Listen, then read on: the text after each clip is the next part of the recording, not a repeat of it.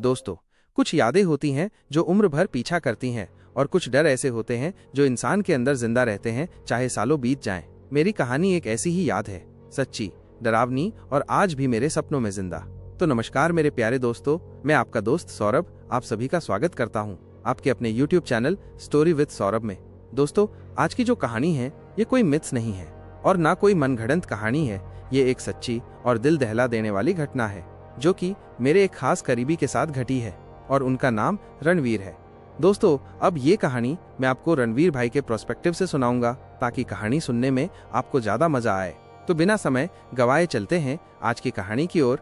वो मई का आखिरी हफ्ता था। गर्मी से बेहाल दिल्ली की गलियों से कुछ राहत पाने के लिए हमने एक छोटा ट्रिप प्लान किया। मैं, मेरे दो भाई रोहन और अजय और हमारे पापा। हमने तय किया कि इस बार शहर नहीं बल्कि कोई शांत और प्रकृति के करीब किसी ऐसी जगह देखेंगे।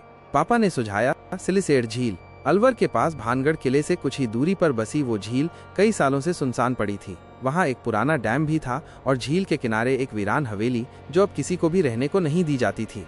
हमने एक पुरानी जीप ली और सफर शुरू किया। रास्ते में गाँवों से गुजरते हुए मैं खिड़की से बाहर झांकता रहा। पेड़ पौधे, पहाड़ियाँ और वो बढ़ती वीरानी, सब कुछ शांत लेकिन किसी अनजाने डर से भरा लग रहा था।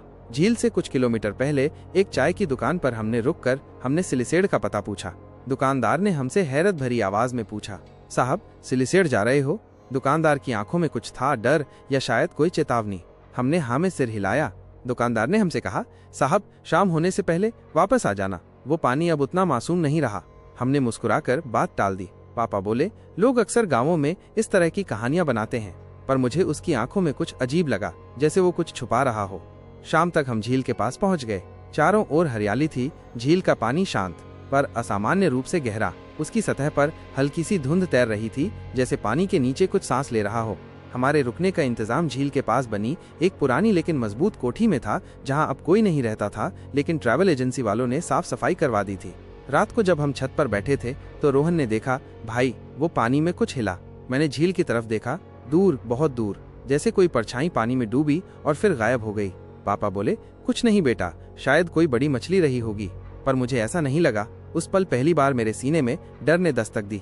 रात को जब सब सो रहे थे मुझे बार बार ऐसा लग रहा था जैसे कोई झील के पानी से मुझे देख रहा है। बाहर हवा भी नहीं चल रही थी, फिर भी झील की सतह में लगातार छोटी लहरें बन रही थीं। मैंने खिड़की से झांका और तभी देखा कि एक लंबी काली परछाई, इंसानी जैसी लेकिन बहुत बड़ी, झील के बीचों बीच से निकली और फिर से पानी में समा गई। मेरी सांसें थम गईं। पापा, मैंने धीरे से आवाज दी। कोई जवाब नहीं आया। कमरे की दीवारों पर एक साया सा लहराने लगा और तभी झील की गहराई से एक अजीब सी आवाज गूंजी, मानो कोई गीली सांस ले रहा हो। रात के 2 बजे होंगे। चारों ओर सन्नाटा था, वो सन्नाटा जो चीखों को निगल जाए। मैंने खिड़की से झील की ओर देखा और तभी, रणवीर बाहर आओ बेटा। यह आवाज पापा की थी। मैं चौंक गया। पापा तो कमरे में सो रहे थे ना। मैं उठा, बाहर झांका, पापा नहीं थे। कमरा खाली था। मैं तेजी से बाहर भागा। अजय और रोहन भी अपने बिस्तरों पर नहीं थे। मैंने तीनों को पुकारा, पापा, रोहन, अजय। कोई जवाब नहीं। और तभी फिर से वही आवाज, इस बार और पास से, रणवीर यहाँ आओ, देखो तुम्हारे भाई यहीं हैं। अब ये आवाज मेरे खुद के जैसी थी। मेरे रोंगटे खड़े हो गए और फिर उसके बाद मेरी आंखों में धुंध सी छा गई। मैं जैसे बेहोशी में चलने लगा। पैर खुद ब खुद झील की ओर बढ़ रहे थे। झील अब और भी रहस्यमयी लग रही थी। उसका पानी अब नीला नहीं, काला लग रहा था, जैसे कोई गहराई से मुझे खींच रहा हो। तभी मैंने देखा, झील के किनारे रोहन खड़ा था, बिल्कुल चुपचाप। भाई, मैंने धीरे से पुकारा। उसने धीरे से मेरी ओर देखा। उसकी आंखें काली थीं, चेहरा फीका। आजा भाई, मजा आ रहा है यहाँ। और फिर उसने खुद को झील के अंदर गिरा दिया। रोहन, मैं चिल्लाया और झील की ओर भागा। जैसे ही मैं पानी के करीब पहुंचा, किसी चीज ने मेरा पैर पकड़ा और जोर से खींचा। मैं गिर पड़ा। मेरी आंखें झील की सतह पर थीं और अब मैं साफ साफ देख सकता था। 3 परछाइयां पानी के नीचे थीं, मेरे दोनों भाई और पापा, लेकिन उनके चेहरे विकृत थे, जैसे मौत ने उन्हें अपनी आगोश में ले लिया हो। और उनके पीछे वो था पनडुब्बा, ऊंचा, काला, इंसानी शरीर पर मछली जैसे गलफड़े, हाथ इतने लंबे कि झील की सतह तक पहुंचते थे, आंखें बिल्कुल सफेद और मुंह इंसानों की आवाज में बातें करता। पनडुब्बे ने कहा, रणवीर, सब आ गए, अब तू रह गया है।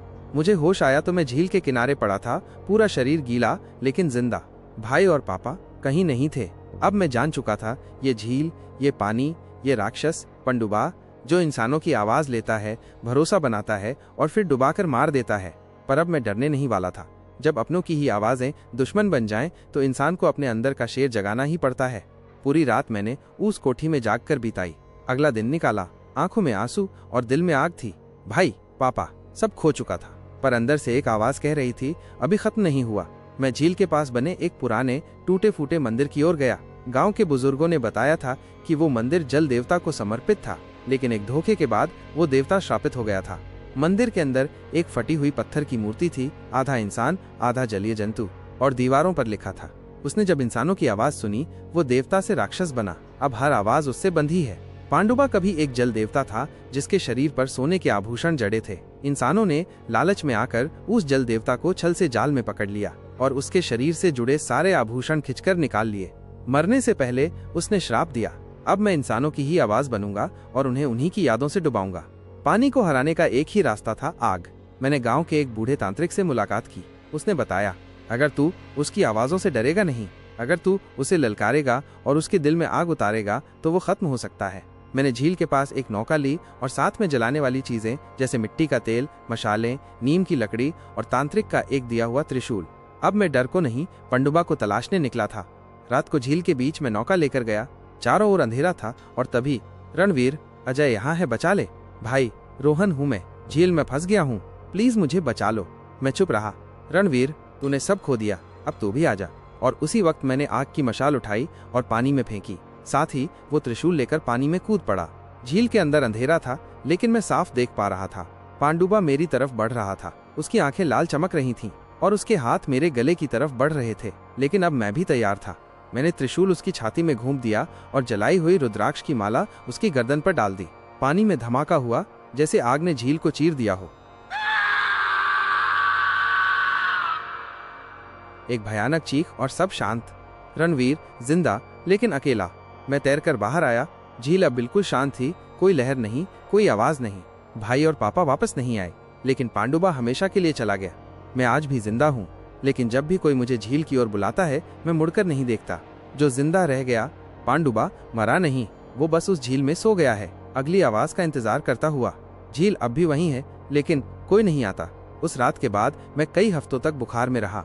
गांव के लोग कहते हैं पांडुबा को हराने वाला लौटा है, पर कुछ लोग ये भी कहते हैं वो झील अब पहले से भी ज्यादा खामोश है, जैसे अंदर कोई जाग रहा हो। मैंने पुलिस को बुलाया, रेस्क्यू टीम आई, लेकिन भाई और पापा का कोई नामो निशान नहीं मिला। झील की सतह अब काली नहीं रही, पर हर शाम एक हल्की सरसराहट जरूर सुनाई देती है। पास के गांव में एक बच्चा कहता है, मुझे मेरे पापा ने बुलाया, जबकि वो तो 1 साल पहले डूब गए थे। मेरी कहानी अब लोगों के बीच एक चेतावनी बन चुकी है और लोग मुझे पूछते हैं कि रणवीर भाई, क्या आप झील पर फिर से गए? क्या आप सच में उस पांडुबे से बचे हैं या आप कोई मनगढ़ंत कहानी बता रहे हो?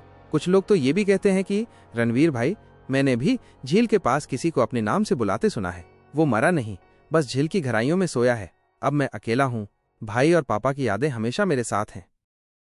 उस पानी के देवता के मंदिर में जाता हूँ और दीप जलाता हूँ ताकि पांडुबा फिर से न जागे। लेकिन अगर कभी कोई उसकी आवाज में फंस जाए तो याद रखना, वो तुम्हारे अपनों की आवाज में आता है, लेकिन वो कभी अपना नहीं होता। तो दोस्तों, ये थी रणवीर भाई की कहानी, रणवीर भाई की जुबानी। दोस्तों, ये कहानी आपको कैसी लगी प्लीज कमेंट में बताएं, और कहानी अच्छी लगे तो वीडियो को लाइक करें और चैनल को सब्सक्राइब करें ताकि हमें ऐसे वीडियोस बनाने का मोटिवेशन मिलता रहे। तो मिलते हैं अगली ऐसे ही डरावनी कहानी में। तब तक के लिए अपना ख्याल रखें। धन्यवाद।